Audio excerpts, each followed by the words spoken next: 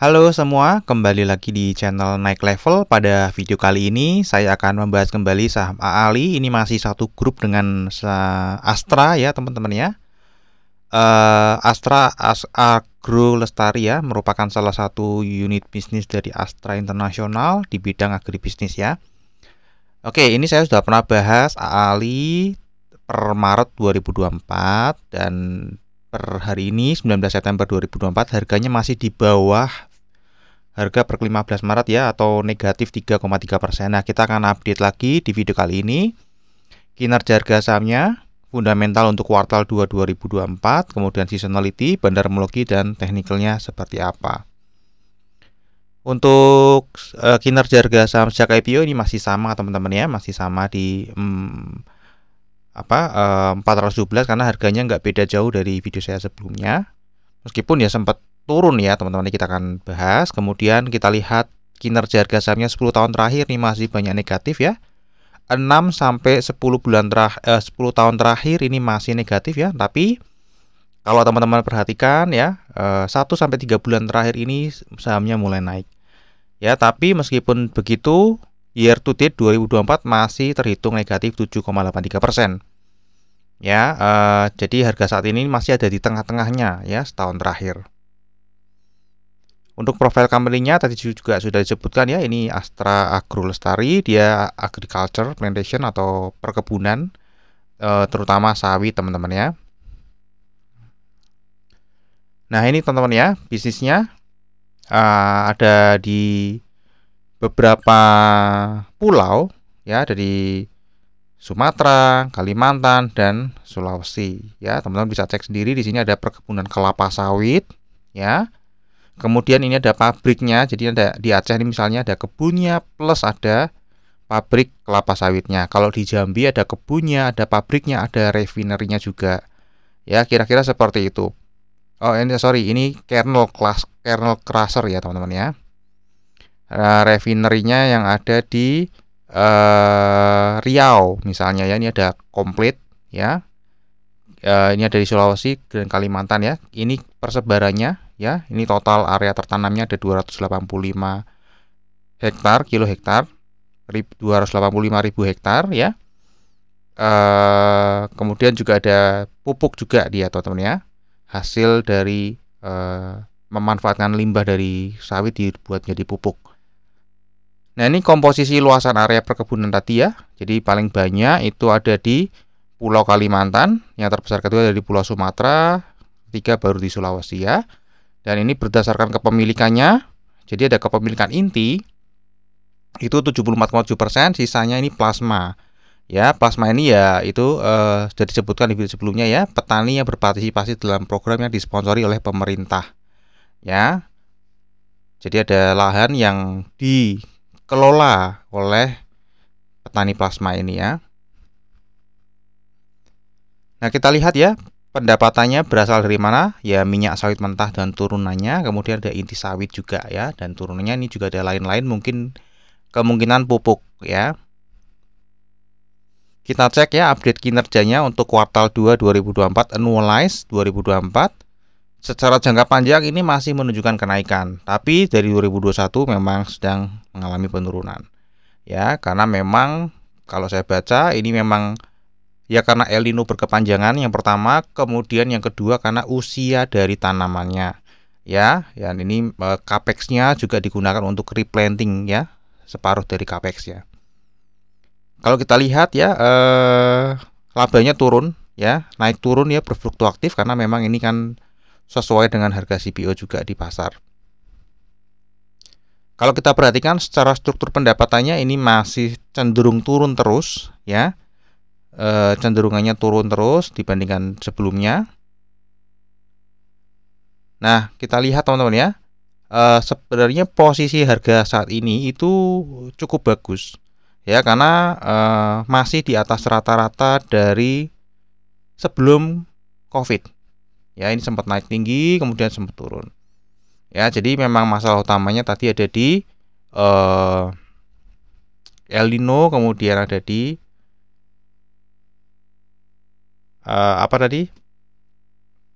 El Nino dan usia tanamannya teman-teman ya.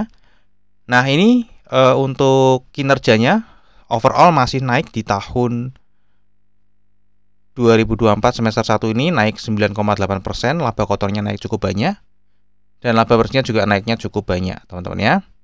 Kita perhatikan di video saya sebelumnya saya sudah sebutkan ya, ini ada penghasilan lain-lain yang cukup tinggi, dan ini turun ya, sudah turun di tahun ini. Di video saya sebelumnya disebutkan ada penghasilan pendapatan dari petani plasma termasuknya masuk ke sini, teman-teman ya. Kemudian untuk valuasinya kalau kita lihat secara book value ya, ini masih terbilang murah ya, karena di bawah 1 ya. Book value sekali lagi konsepnya adalah modal kita dibandingkan modal owner lah, atau modal pengendali. Secara sederhana seperti itu. Ya, kalau pengendali modalnya 1 atau 100%. Nah, kalau kita beli di harga saat ini, itu kita bayar hanya 56% dari modal pengendali. Kira-kira seperti itu ya. Karena ekuitas ya mestinya sama dengan modal pengendali saat ini ya. Jadi secara konsep book value itu kita terdiskon dibandingkan dengan pengendalinya. Ya, kita dapat harga lebih murah daripada owner lah ya, istilahnya seperti itu. Namun secara PER ini balik modalnya memang masih cukup lama ya. Rata-rata juga 29 tahun baru balik modal, dan posisi saat ini memang masih di bawah rata-rata ya, yaitu sekitar 12,4 tahun balik modal. Ini karena posisi sedang El Nino ya, dan ada tanaman yang usianya sudah harus di replanting atau sudah diremajakan lagi. Pertanyaannya adalah apakah El Nino dan peremajaan tanaman ini adalah masalah yang permanen? Ternyata tidak ya. El Nino saya yakin suatu saat akan berakhir. Ya, kemudian nanti tanaman juga sudah di replanting terus ya menggunakan capex. Artinya nanti akan ada saatnya ya tiba-tiba produksinya naik ya. Produksinya naik, kinerjanya bagus, dan harganya mestinya akan naik ya, karena mengikuti biasanya ya. Tapi itu secara konsep ya. Seharusnya kalau labanya naik, harganya naik secara konsep, tapi realisasinya itu nanti ada di bandarmologi, teman-teman ya. Jadi secara konsep kita sudah untung dulu nih, dari PBV kita sudah untung, dari PER mestinya nanti kalau misalnya masalahnya selesai ya mestinya untung ya, laba naik, seharusnya harga saham juga naik. Secara konsep seperti itu, tapi tidak selalu terjadi seperti itu. Yang bisa menjelaskan nanti di bandarmologi. Nah, untuk earning yield ini masih terbilang mahal, teman-teman ya, karena hanya memberikan earning yield 8,1% per tahun. Nah, berapa harga wajarnya? Jadi harga wajarnya dengan kinerja saat ini itu ada di 3.400 sampai 5.200. Ya, jadi harga saat ini pun masih kemahalan 24 sampai 86% dari harga wajarnya. Cuma kenapa kau nggak bisa turun lagi harganya ya, karena secara PBV ini sebenarnya sudah murah ya. Secara konsep PBV mendapatkan area konsesi aja nggak mudah ya. Menanam itu butuh waktu, nggak bisa kita kalau misalnya mau buka kebun sendiri dapat konsesi terus mulai dari nol, itu kan juga butuh waktu tanaman untuk bertumbuh ya. Jadi sangat sulit. Ini kita dapat diskon ya, tadi 50, cuman bayar 56% dari izinnya. Anggap aja kita dapat izinnya, terus tanamannya kita ke diskon 56%.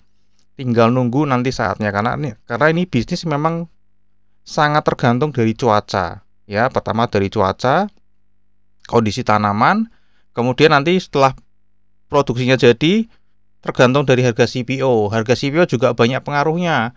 Nanti ada pesaingnya, minyak dari bunga matahari, minyak dan lain-lain ya. Jadi banyak sekali faktornya, kompleks ya. Tapi ya itu nggak usah dipikirin, karena secara konsep sebenarnya kita sudah untung. Ya, ini ada 11 analis yang merating masih paling banyak hold ya. Targetnya harganya turun. Di video saya sebelumnya target harganya 7.100, tapi ini turun ke 6.866. Nah, untuk dividen ini masih rutin bagi dividen, sama grup Astra dividennya 2 kali ya. Interim nanti di bulan Oktober ya, dan nanti finalnya sama. Ini kinerjanya kira-kira nanti di tahun 2025 akan membagikan dividen ya 234 ya, sesuai di sini 45%-an. Dan interimnya biasanya 15% dari laba saat ini ya, kira-kira nanti 78 di bulan Oktober. Untuk kesehatan finansial ini masih oke, quick ratio oke, current ratio oke, debt to equity ratio juga oke ya teman-teman ya, di bawah, jauh di bawah 1. Untuk seasonality ini cukup menarik juga, karena di bulan Oktober ada kesempatan untuk naiknya di atas 60%. Jadi hanya ada 2 kesempatan nih, bulan Agustus meskipun naiknya cuma 0,41%. Dan di sini uniknya malah justru Juli dan September ini naiknya cukup tinggi ya, padahal secara seasonality dia tidak terlalu besar chance untuk naiknya. Nanti tinggal kita lihat di bulan Oktober akan seperti apa, karena ini pembagian dividen. Kemudian kita cek secara bandarmologinya, ya ini adalah bahas realisasi dari konsep yang tadi bilang untung secara fundamental. Kita lihat ya, untuk komposisi pemegang sahamnya tidak ada perubahan. Kemudian peran investor asing di saham ini seperti apa? Partisipasinya tidak terlalu besar, ya. Kemudian linearitasnya ini juga tidak terlalu besar. Rata-rata tahun terakhir 52,12%. Ya, jadi hampir 50-50. Jadi ya anggap aja random lah ya kalau hampir 50-50, meskipun di bulan Agustus cukup tinggi 68,18%. Ya, di September ini juga investor asing mulai membeli, ya. Kemudian kita cek kepemilikan retailnya. Kalau kita lihat setahun terakhir jumlah holdernya bertambah, jumlah lembar sahamnya bertambah, berarti setahun terakhir sudah bisa dipastikan sedang terjadi distribusi. Nah, kalau kita perhatikan dari Juli ke Agustus atau di bulan Agustus tepatnya, berarti jumlah holdernya turun, jumlah lembar sahamnya turun. Jadi ini mestinya ada yang jual ya, ada akumulasi ya. Ada yang jual, value per holdernya tapi malah naik. Berarti yang jual nih yang kecil-kecil ya, per orangnya cuman punya 8,8 juta rata-rata. Kemudian kita cek ya untuk perpindahan struktur sahamnya setahun terakhir. Ini kita lihat dari garisnya juga turun, jadi sedang distribusi. Ini harganya naik di sini ya. Nah, pertanyaannya kan kenaikannya ini apakah kenaikan sementara atau berkelanjutan, atau ya cuma naik sini aja terus ranging nanti ya. Nanti kita akan bahas. Kita lihat ya, di sini terlihat sedang distribusi.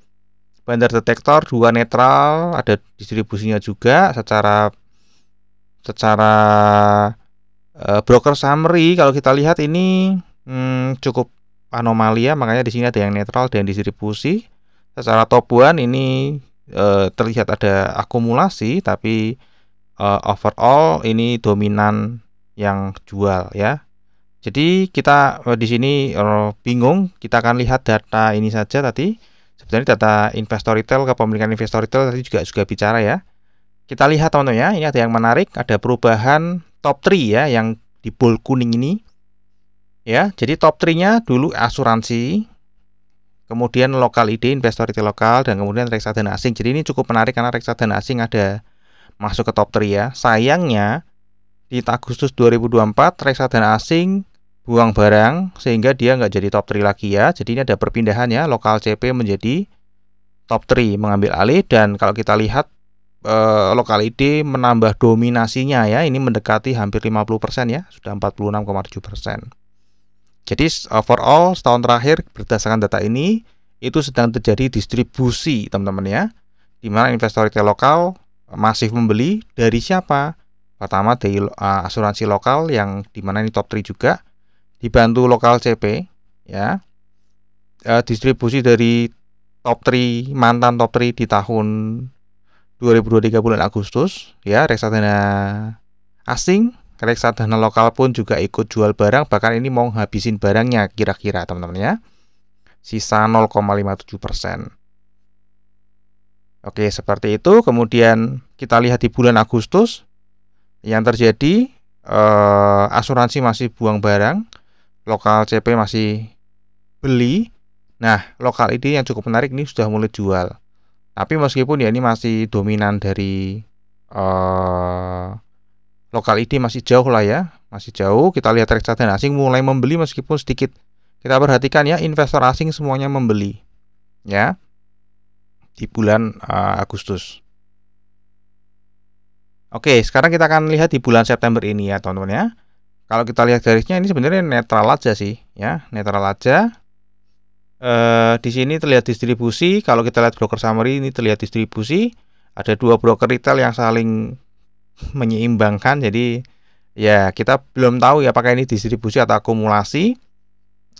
Harus menunggu data nanti di tanggal 1 Oktober ya, untuk lebih memastikan, karena bandar pun sekarang bisa memakai broker retail ya. Jadi kita hanya bisa mengidentifikasi dari SID-nya ya, dari SID-nya ini ya teman-teman ya. Ini tidak bisa menipu ya. Kalau broker kan bisa menipu ya. Bandar, wah udah tahu ini broker retail, buka aja akun di broker retail.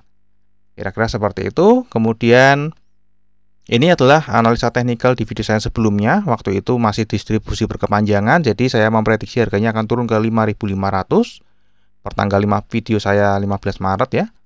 Dan ini di sini waktu itu tanggal 15 Maret teman-teman, harganya memang turun sampai 5.500, lebih sedikit ya, ke 5.250 malah ya, sempat ke 5.250. Kemudian dia memantul ke atas, dan prediksinya akan kemana ya? Prediksinya mungkin akan tetap naik, karena ini kan mau bulan Oktober, mau membagikan dividen, kemungkinan akan naik dulu, dan setelah itu kemungkinan akan ranging, karena kalau untuk naik rasanya masih belum momennya.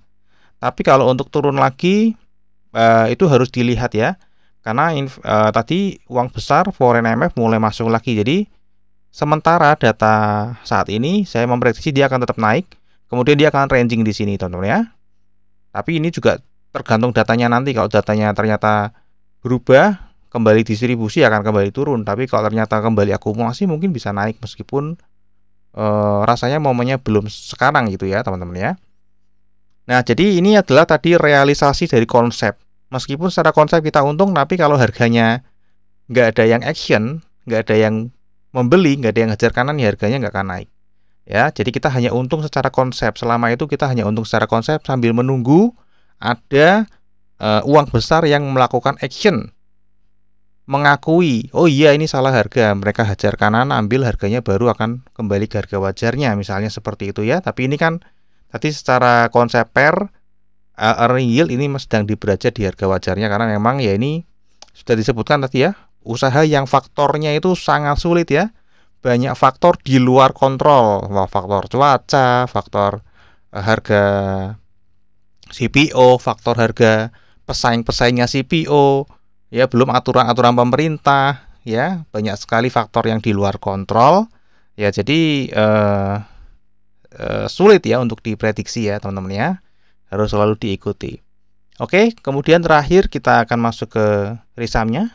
Secara fundamental kinerja jangka panjangnya masih naik ya, kinerja jangka pendeknya juga naik. Valuasi masih terbilang mahal ya, karena tadi sudah ada disebutkan ada 2 faktor. Kemudian rutin bagi dividen, forecastnya nanti 2025 3,6%, dengan tadi saya sudah jelaskan ya, pembagian interim dan finalnya. Kemudian seasonality berpotensi naik di bulan Agustus dan bulan depan Oktober. Bandar homologi ini sedang distribusi masif ya, sedang distribusi terus. Kemudian secara teknikal tadi uptrend, tapi uptrendnya ini memang sejajar dengan grupnya ya. Grupnya kan semua grafiknya hampir sama teman-teman ya. Astra ke bottom, kemudian dia mantul ya. United Tractor juga sempat ke 21, 22, sekarang naik lagi, sama semua pergerakannya. Jadi ini sedang uptrend. Apakah uptrendnya akan berkelanjutan naik atau turun atau ranging, tadi sudah saya sebutkan. Oke, terakhir disclaimer teman-teman. Jadi analisa yang saya bagikan di YouTube ini adalah analisa saya pribadi yang tentu saja juga bisa salah ya. Jadi ini bukan ajakan jual atau beli saham Ali. Silahkan teman-teman tetap wajib melakukan analisa sendiri. Jadikan video saya ini hanya sebagai informasi pelengkap dari analisanya teman-teman sendiri. Oke, mungkin sampai di sini dulu aja analisa saham Ali ya. Semoga bisa bermanfaat. Kita akan ketemu lagi di video yang berikutnya.